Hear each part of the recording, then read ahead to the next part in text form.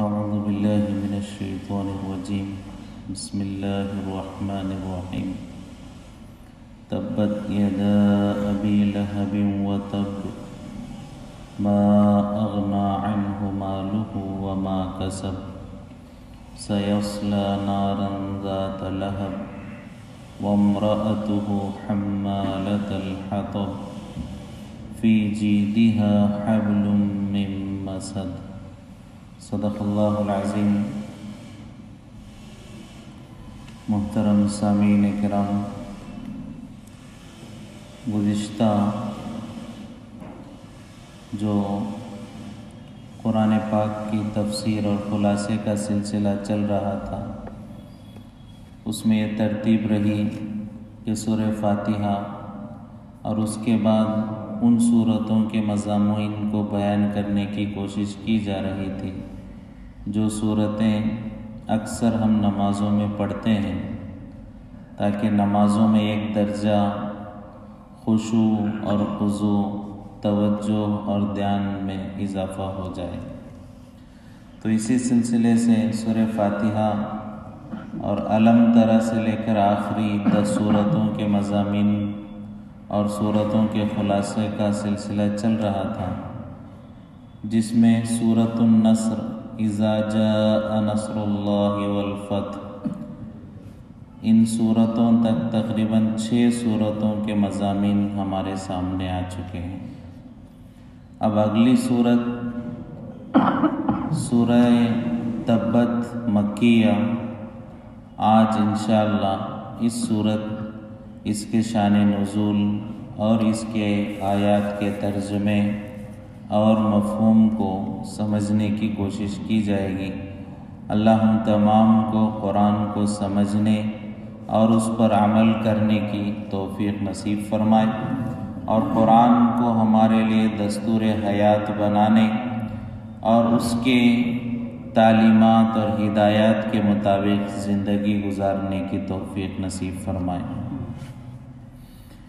یہ صورت بھی انہی صورتوں میں سے ہے جو اکثر ہم نمازوں میں پڑھتے ہیں، بلکہ امت کا ایک بڑا طبقہ ہے جو اکثر نمازوں میں اس کی تلاوت کا اہتمام کرتا ہے۔ یہ مکی صورت ہے۔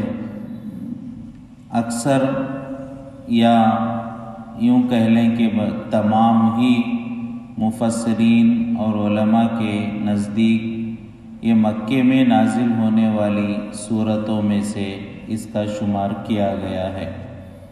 بعض علماء ہیں جن کی تعداد بہت ہی مختصر ہے اور ان کے دلائل بھی کوئی قابل اعتماد نہیں ہیں، جن کا یہ کہنا ہے کہ یہ مدنی صورت ہے۔ گویا کہ تمام ہی امت اور امت کے فقہاء، علماء، مفسرین کی رائے یہ ہے کہ یہ صورت مکی صورت ہے، بلکہ مکے میں نازل ہونے والی صورتوں میں ابتدائی صورتوں میں اس کا شمار کیا جاتا ہے۔ شروع میں سورہ اقرا کی چند آیتیں، پھر اس کے بعد سورہ مزمل، پھر اس کے بعد سورہ مدثر کی چند آیتیں نازل ہوئیں۔ تو اسی زمانے میں ابتدائی دور میں اس صورت کو بھی نازل کیا گیا۔ تو اس صورت کے ترجمے اور خلاصے کو سمجھنے سے پہلے اس کے شان نزول، زمانہ نزول اور پس منظر کو سمجھنا بہت ہی زیادہ مناسب ہے، تاکہ اس صورت کے مضمون کو سمجھنا آسان ہو جائے۔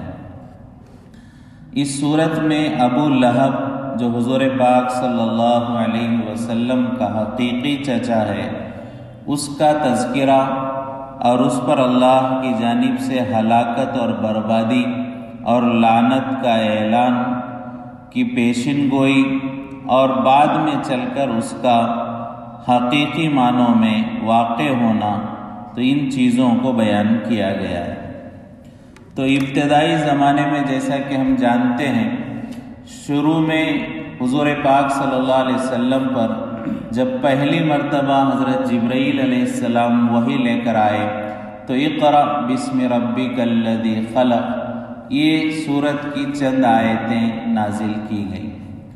تو اس کو علماء نے فرمایا یہ دلیل نبوت ہے کہ جو سورتیں شروع میں نازل ہوئی، جو آیتیں شروع میں نازل ہوئی، تو وہ دلیل نبوت ہے۔ وحی کا سلسلہ شروع کر کے حضور پاک صلی اللہ علیہ وسلم کی نبوت کا اظہار کیا گیا۔ پھر اس کے بعد جب یا ایھا المدثر والی آیتیں نازل ہوئیں تو گویا کہ یہ مقام رسالت ہے۔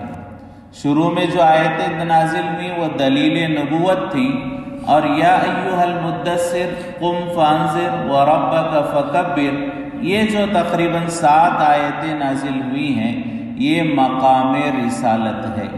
یہاں سے حضور پاک صلی اللہ علیہ وسلم کو دعوت اور رسالت کی ذمہ داری سونپی گئی، اور مقام رسالت اور منصب رسالت کی ذمہ داری سے نوازا گیا۔ تو اسی دوران اللہ نے ایک اور آیت بھی نازل فرمائی، جو اکثر ہم جانتے ہیں کہ ابتدائی زمانے میں حضور کو اللہ نے فرمایا وَأَنذِرْ عَشِيرَتَكَ الْأَقْرَبِينَ۔ اللہ نے حضور پاک صلی اللہ علیہ وسلم کو حکم دیا کہ آپ اپنے قریبی رشتہ داروں کو اللہ سے ڈرائیں اور دین کی حقانیت کی دعوتیں، توحید اور رسالت کی دعوتیں ماننے والوں کو کامیابی کا پروانہ سنائیں، اور انکار کرنے والوں کو ناکامی اور مرنے کے بعد کے عذاب کی خبر دیں اور عذاب سے ڈرائیں۔ تو اللہ تبارک و تعالیٰ نے یہ آیت نازل فرمائی وَأَنذِرْ عَشِيرَتَكَ الْأَقْرَبِينَ، اپنے قریبی رشتہ داروں کو اللہ کے بارے میں ڈرائیں۔ تو اس آیت کے نازل ہونے کے بعد حضور پاک صلی اللہ علیہ وسلم نے اس کام اور اس ذمہ داری کو لے کر آپ کھڑے ہوئے۔ تو اس دوران جو حالات پیش آئے انہی میں سے ایک واقعے کے جواب میں اللہ نے اس سورت کو نازل فرمایا ہے۔ واقعہ کیا ہے؟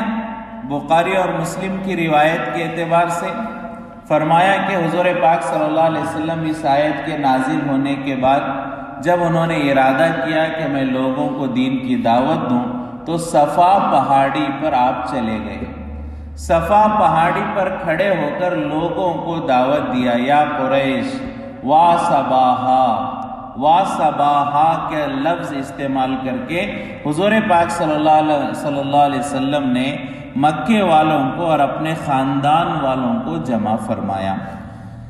تو یہ جمع کرنے کے لیے جو لفظ حضور پاک صلی اللہ علیہ وسلم نے استعمال فرمایا وا صباحا، کیا ہی بری صبح ہے، کیا ہی ہلاکت والی صبح ہے۔ تو یہ لفظ حضور پاک صلی اللہ علیہ وسلم نے استعمال فرمایا اور لوگوں کو جمع فرمایا۔ ایسا کیوں کیا؟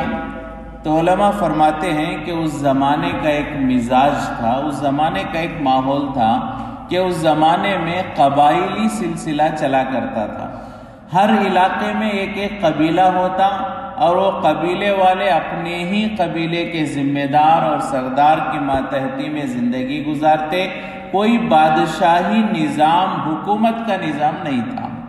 تو چھوٹے چھوٹے قبیلے، بعض بڑے بڑے قبیلے ہوا کرتے تھے، تو ہمیشہ یہ ڈر لگا رہتا کہ کب کون سا قبیلہ ہمارے اوپر چڑھائی کرے گا اور ہمارے اوپر حملہ کرے گا اور ہمارے جانور اور مویشیوں کو قبضہ کرے گا اور ہماری عورتوں کو باندی بنایا جائے گا، بچوں کو غلام بنایا جائے گا۔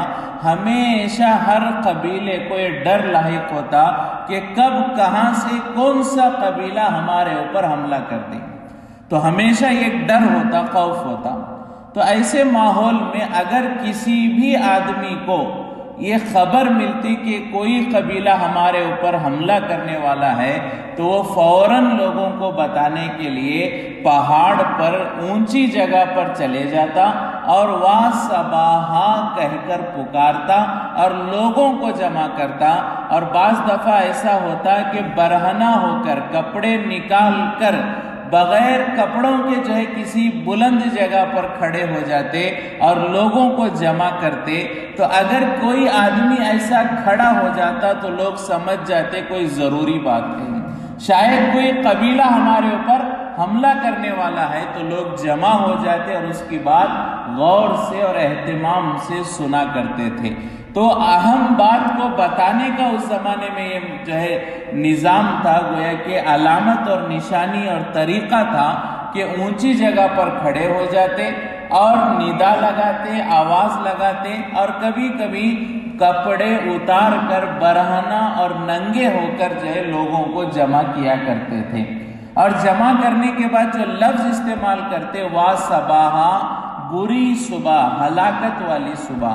یہ لفظ کیوں استعمال کرتے تھے؟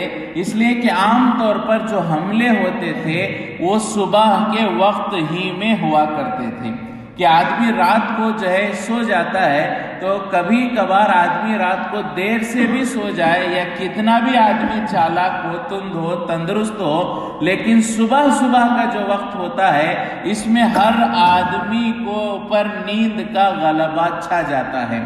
یہاں تک ہم دیکھتے ہیں کہ بہت سارے بیمار درد کی وجہ سے رات بھر کراہتے ہیں، لیکن صبح کے وقت انہیں بھی ہلکی نیند کا غلبہ ہو جاتا ہے۔ تو یہ صبح کا وقت غفلت کا ہوتا ہے، نیند کا ہوتا ہے، تو ایسے وقت میں لوگ حملہ کیا کرتے تھے تاکہ غفلت میں حملہ ہو جائے اور ان لوگوں کو بچنے کا، سوچنے کا، دفاع کرنے کا موقع نہ ملے۔ تو اس لیے صبح کے وقت حملے ہوتے تھے تو یہ ندا لگائی جاتی تھی کہ بری صبح، ہلاکت والی صبح۔ تو یہی چیز حضور نے اس زمانے کا جو نظام تھا، اس زمانے کے لوگوں کی جو عادت تھی، اسی کو اپناتے ہوئے حضور پاک صلی اللہ علیہ وسلم نے اسی طرح سے ندا لگائی۔ تو یہ واقعہ تو ہے انشاءاللہ اور آگے سنیں گے، لیکن درمیان میں ایک بات یہاں پر علماء یہ بیان فرماتے ہیں کہ جس زمانے میں اپنی بات کو اور حق بات کو پہنچانے کے لیے، دعوت دینے کے لیے اگر اس زمانے کا طریقہ استعمال کیا جائے تو کوئی بری بات نہیں ہے۔ جس زمانے میں جو طریقہ ہوگا، جس زمانے میں جو اسباب ہوں گے، ذرائع ہوں گے، تو ان کو استعمال کر کے دعوت دینا، ان کو استعمال کر کے اپنی بات اور اہم بات لوگوں تک پہنچانا، اللہ کی وحدانیت کو بیان کرنا، تو یہ کوئی بری بات نہیں ہے۔ اسی لیے فرمایا کہ آج کل کے زمانے میں اگر کوئی اسباب اور ذرائع ابلاغ ایسے ہیں جن کے ذریعے سے آدمی اللہ کی دعوت دے سکتا ہے، ایمان اور اسلام کی دعوت دے سکتا ہے، تو ان اسباب اور ان ذرائع کو استعمال کرنے میں کوئی حرج نہیں ہے۔ اس لیے کہ حضور نے دعوت دینے میں ان لوگوں کے طریقے کو استعمال کیا تھا جو مکے والوں کا، اس زمانے کے لوگوں کا طریقہ تھا۔ البتہ جو کام حضور نے کیا وہی ہمیں بھی کرنا ہے۔ کیا کیا حضور پاک صلی اللہ علیہ وسلم نے؟ لفظ تو وہ استعمال کیا، پہاڑی پر بھی کھڑے ہو گئے، اونچی جگہ پر بھی چلے گئے، لیکن کپڑے نہیں اتارے۔ اس زمانے میں یہ بھی نظام تھا کہ کپڑے اتار کر لوگوں کو متوجہ کیا جاتا، تو حضور نے کپڑے نہیں اتارے۔ تو اس سے علماء نے فرمایا جو بھی طریقہ اس زمانے کا ہو استعمال کر سکتے ہیں، البتہ بے حیائی نہیں ہونی چاہیے، بے پردگی نہیں ہونی چاہیے، اور کفر اور شرک نہیں ہونا چاہیے، اور بے دینی نہیں ہونی چاہیے۔ تو جہاں تک شریعت پر کوئی آنچ نہ آئے اس وقت تک، اور جہاں تک بے حیائی نہیں ہو اس وقت تک، ہم ہر زمانے میں اپنے اپنے طریقے اور ذرائع ابلاغ کو استعمال کر سکتے ہیں۔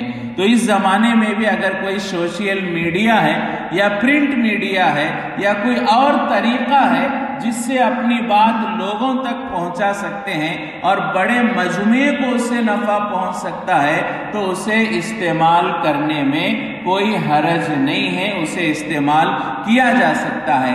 ہر چیز کا نفع اور نقصان ہوتا ہے، لیکن اجر اور پکڑ وہ استعمال اور کرنے والے کی نیت پر دار و مدار ہوتا ہے۔ بہت سارے واقعات ہمارے سامنے ہیں، ابھی قریب کا ہم دیکھ لیں کہ بہت سارے لوگ جو ہے یوٹیوب کو استعمال کرتے ہیں، لیکن غلط چیزوں کے اشاعت کے لیے، تبلیغ کے لیے، پھیلانے کے لیے، گناہ کے کاموں کے لیے استعمال کرتے ہیں۔ لیکن اسی دوران جنید جمشید اس نے ایک جو ہے اچھے کام کے لیے، نعت خوانی کے لیے، حضور کی مدح کے لیے، اللہ کی جو ہے پاکی بیان کرنے کے لیے اسے استعمال کیا۔ فرمایا کہ جب اس کا انتقال ہوا ان کا، لاکھوں لوگوں کے آنکھوں میں آنسو آئے، اور لاکھوں لوگ، لاکھوں نوجوان خصوصاً ان کی آواز میں حضور کے کلام کو سن کر، نعت کو سن کر کئی لوگوں کی زندگیاں تبدیل ہوئی ہیں۔ تو یہ ایک ذریعہ ہے، اچھے کاموں میں اگر استعمال کیا جائے تو نفع ہو سکتا ہے، برے کاموں میں استعمال کیا جائے تو نقصان ہو سکتا ہے۔ تو جہاں تک شریعت کے اوپر کوئی آنچ نہ آئے اور بے حیائی نہ ہو، اس وقت تک ان اسباب اور ذرائع کو استعمال کیا جا سکتا ہے۔ جیسا کہ حضور پاک صلی اللہ علیہ وسلم نے دعوت دینے کے لیے پہاڑی پر گئے، اور وہاں اس زمانے میں جو لوگ لفظ استعمال کرتے تھے اسی کو حضور پاک صلی اللہ علیہ وسلم نے استعمال فرمایا۔ تو حضور پاک صلی اللہ علیہ وسلم نے جو ہے بات چیت کی، چند سوالات ہوئے۔ حضور پاک صلی اللہ علیہ وسلم نے پوچھا مکے والوں سے، اپنے خاندان والوں سے، کہ اگر میں کہوں کہ اس پہاڑ کے پیچھے سے کوئی تم پر حملہ کرنے والا ہے، دشمن ہے، وہ تم پر چڑھائی کرنے والا ہے، تو کیا تم اس بات کی جو ہے تصدیق کرو گے؟ کیا میری اس بات کو تم مانو گے اور سچ سمجھو گے؟ تو یہ سوال حضور پاک صلی اللہ علیہ وسلم نے فرمایا۔ تو تمام لوگوں نے کہا کہ بالکل ہم آپ کی بات کا یقین کریں گے۔ تو حضور پاک صلی اللہ علیہ وسلم کا یہ کہنا حقیقی اعتبار سے بھی تھا، اس لیے کہ حضور اس جگہ پر کھڑے تھے جہاں سے حضور دونوں جانب دیکھ پاتے تھے۔ اس طرف پہاڑ کے آگے جو لوگ جمع تھے خاندان کے، وہ بھی حضور کو دکھائی دے رہا تھا، اسے بھی حضور دیکھ رہے تھے، اور پہاڑ کے پچھلی جانب کیا ہے وہ بھی حضور پاک صلی اللہ علیہ وسلم دیکھ رہے تھے۔ تو اس جگہ پر حضور کھڑے تھے کہ جہاں دونوں چیزیں نظر آ رہی تھی، اور جو نیچے لوگ کھڑے تھے وہ صرف ایک جگہ کو دیکھ رہے تھے۔ لہٰذا حضور کی بات ماننا ان لوگوں کے لیے یہ سمجھ میں آیا کہ حضور دونوں جگہ دیکھ رہے ہیں، اس لیے ان کی بات ماننا زیادہ مناسب ہے۔ تو فرمایا کہ یہ صرف اس موقع کے اعتبار سے نہیں ہے، بلکہ یہ نبوت کی شان ہے۔ نبی وہ دیکھتا ہے جو عام انسان نہیں دیکھ پاتے۔ عام انسان صرف دنیا کی چیزیں دیکھتا ہے، اور نبی دنیا اور آخرت دونوں چیزیں دیکھتا ہے۔ جیسا کہ حضور پاک صلی اللہ علیہ وسلم اس مقام پر تھے کہ پہاڑ کے دونوں جانب کی باتیں حضور کے علم میں تھیں، ایسے ہی دنیا اور آخرت تمام باتیں نبیوں کے علم میں ہوا کرتی ہیں، اور اسی لیے وہ خبر دیتے ہیں۔ اسی لیے جو ہے نبی جو کہتے ہیں، اصل نبی یہ لفظ بنا ہے نبأ سے۔ نبأ کے معنی ہیں خبر دینا۔ نبی ان باتوں کی خبر دیتے ہیں جن باتوں کی خبر عام امت کو، عام انسانوں کو نہیں ہوتی۔ لہٰذا حضور کی بات وہ لوگ ماننے لگے۔ وجہ یہ تھی کہ اس جگہ پر ہے کہ وہ آگے بھی دیکھ سکتے ہیں، پیچھے بھی دیکھ سکتے ہیں، دونوں کا علم ان کو ہے۔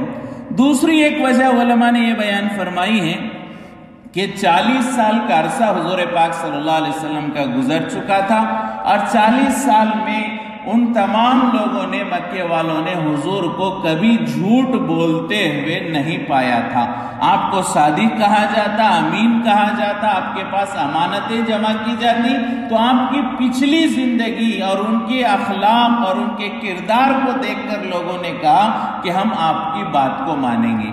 تو جب یہ لوگوں کی طرف سے تصدیق ہوئی، تب پھر حضور پاک صلی اللہ علیہ وسلم نے فرمایا یا ایھا الناس قولوا لا الہ الا اللہ تفلحوا، کہ اے لوگو، میں اس قبیلے سے جس سے تم ڈر رہے ہو، ایک بڑے خطرے کی طرف تمہیں آگاہ کر رہا ہوں کہ ایک اللہ پر ایمان لاؤ، دنیا اور آخرت میں کامیاب ہو جاؤ گے، ورنہ دنیا میں بھی ناکام ہو جاؤ گے اور آخرت میں بھی تباہی و بربادی اور ہلاکت کا سامنا کرنا پڑے گا۔ تو حضور پاک صلی اللہ علیہ وسلم نے دعوت دی۔ تو جیسے ہی حضور پاک صلی اللہ علیہ وسلم نے دعوت دی تو مجموعے میں حضور کا چچا ابو لہب وہ بھی مجموعے میں تھا۔ اس نے فوراً جو ہے حضور پاک صلی اللہ علیہ وسلم سے کہا تبن لک یا محمد، اے محمد تم ہلاک ہو جاؤ، لہٰذا جمعتنا، کیا اسی بات کے لیے تم نے ہمیں جمع کیا تھا تم ہلاک ہو جاؤ؟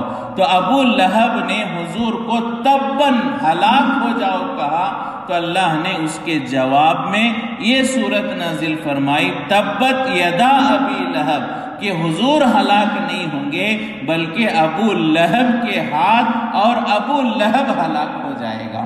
تو اس واقعے کے جواب میں حضور پاک صلی اللہ علیہ وسلم کے اوپر جو اس نے جو نازیبہ کلمات کہے اور بددعائی جملے کہے تھے، اس کے جواب میں اللہ نے یہ صورت نازل فرمائی۔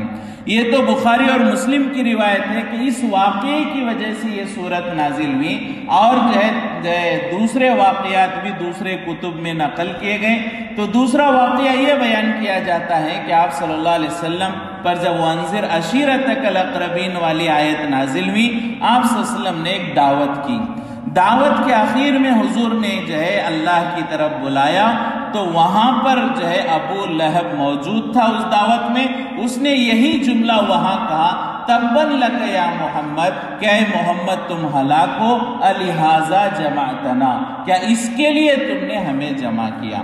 بعض روایت میں آتا ہے کہ حضور نے دعوت کے بعد جو ہے اللہ کی طرف بلایا، تو ابو لہب نے پوچھا کہ اے محمد اگر میں تمہاری بات مان لوں، میں ایمان قبول کر لوں تو مجھے کیا ملے گا؟ کیا مجھے کوئی مقام و مرتبہ ملے گا؟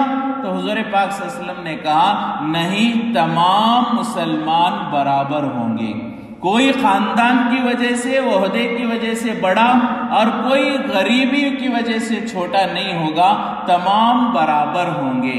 تو اس وقت جو ہے ابو لہب نے کہا تباً لہذا الدین، ایسے دین میں بربادی ہو، ایسا دین برباد ہو جائے، انا وہؤلاء سوا، جس دین میں یہ غریب اور میں برابر ہوں، ایسا دین ہلاک ہو جائے۔ تو یہ جملہ اس نے کہا، تو جو ہے اس پر اللہ تبارک و تعالیٰ نے جواب میں یہ صورت نازل فرمائی۔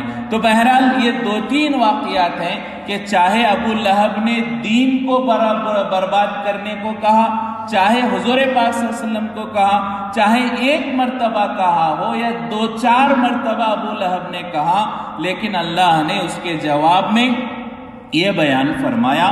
ہو سکتا ہے کہ ابو لہب نے دو چار مرتبہ کہا ہو، لیکن اللہ نے اسے قرآن کی آیت بنا کر شامل کر دیا، قیامت تک آنے والے لوگ یہ پڑھتے رہیں گے اور ابو لہب کی ہلاکت کو بیان کرتے رہیں گے۔ تو اس نے ایک یا دو مرتبہ، چار پانچ مرتبہ زیادہ سے زیادہ کہا ہوگا، لیکن قیامت تک یہ بات اسے لوٹائی جائے گی، اس لیے کہ اللہ کی عادت ہے۔